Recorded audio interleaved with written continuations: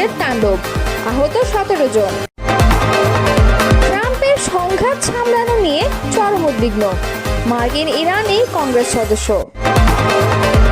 ইসরায়েলের ফের ব্যালিস্টিক ক্ষেপণাস্ত্র হামলা চালিয়েছে ইরান। দেশে ফেরার প্রস্তুতি নিচ্ছে তারেক রহমান, মন্তব্য করেছেন আমির খসরু।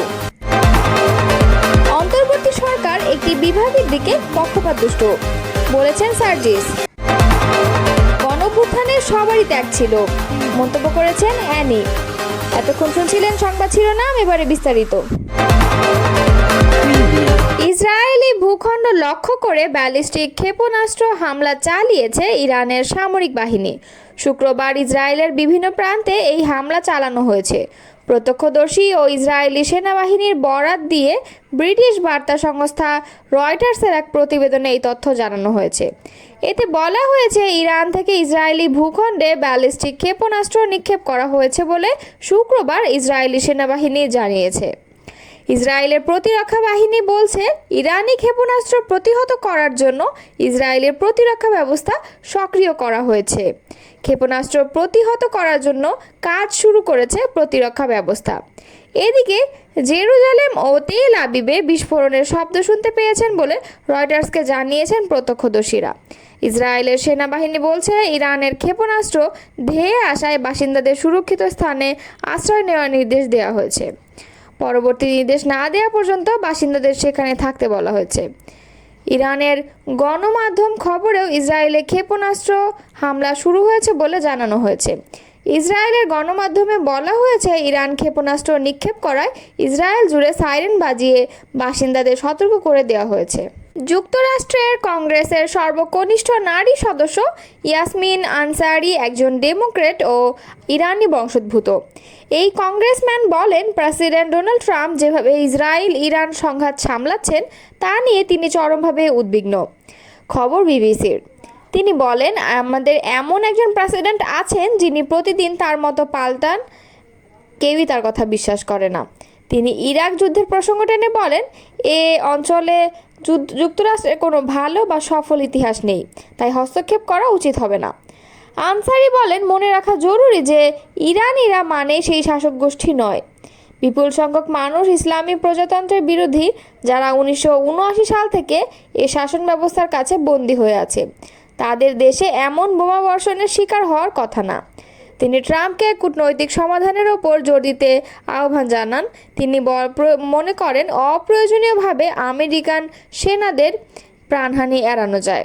বিএনপির দলটির স্থায়ী কমিটির সদস্য আমির খসরু মাহমুদ চৌধুরী বলেছেন, তারেক রহমানের দেশে ফেরার প্রস্তুতি নিচ্ছেন। বিএনপি সহ দেশের সব মানুষ তারেক রহমানের জন্য উন্মুখ হয়ে অপেক্ষা করছে।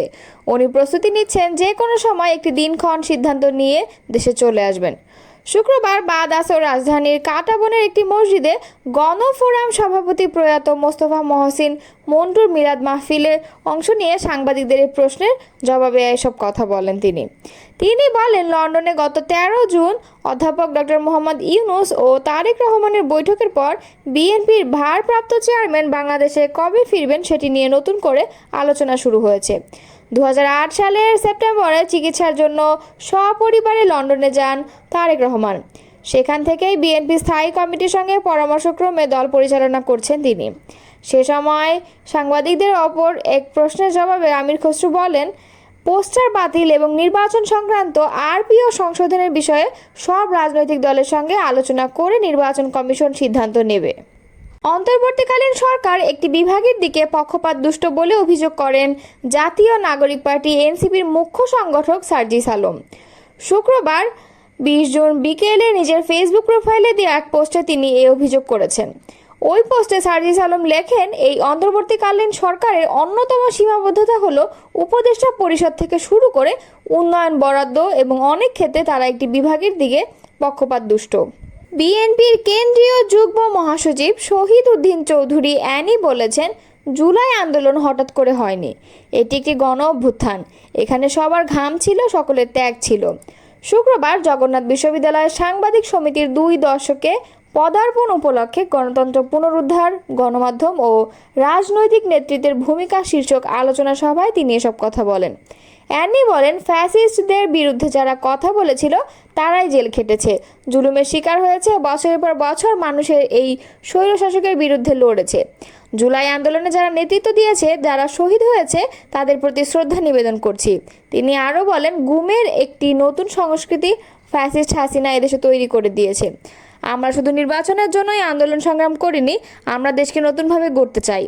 তারেক রহমানের ৩১ দফার বাস্তবায়ন করে দেশকে এগিয়ে নেব। আমরা ফ্যাসিস্ট সরকারের বিচার চাই, বিচার এবং সংস্কার চলছে। এটা একটি চলমান প্রক্রিয়া, আমাদের ঐক্য আরও সুদৃঢ় করতে হবে। ইসরায়েল লক্ষ্য করে বেশ কয়েকটি ক্ষেপণাস্ত্র ছুড়েছে ইরান। এতে ১৭ জন আহত অবস্থায় চিকিৎসা নিচ্ছেন। এর মধ্যে ৩ জনের অবস্থা গুরুতর। খবর এএফপির। এক বিবৃতিতে ইসরায়েলের সামরিক বাহিনী জানিয়েছে, অল্প কিছুক্ষণ আগে ইরান থেকে ছোড়া ক্ষেপণাস্ত্র শনাক্ত হওয়ার পর দেশজুড়ে বিভিন্ন এলাকায় সাইরেন বেজে উঠেছে। আল জাজিরা জানায়, ইসরায়েলি সামরিক বাহিনী এক্স হ্যান্ডেলে জানিয়েছে, ইরানের ছোড়া ক্ষেপণাস্ত্র ঠেকাতে তাদের প্রতিরক্ষা ব্যবস্থা কাজ করছে। দেশবাসীকে আশ্রয়কেন্দ্রে ঢোকার পরামর্শ দেওয়া হয়েছে। সর্বশেষ এই ক্ষেপণাস্ত্র হামলায় ইসরায়েলে আহতদের মধ্যে ১৬ বছর বয়সী এক তরুণের অবস্থা গুরুতর।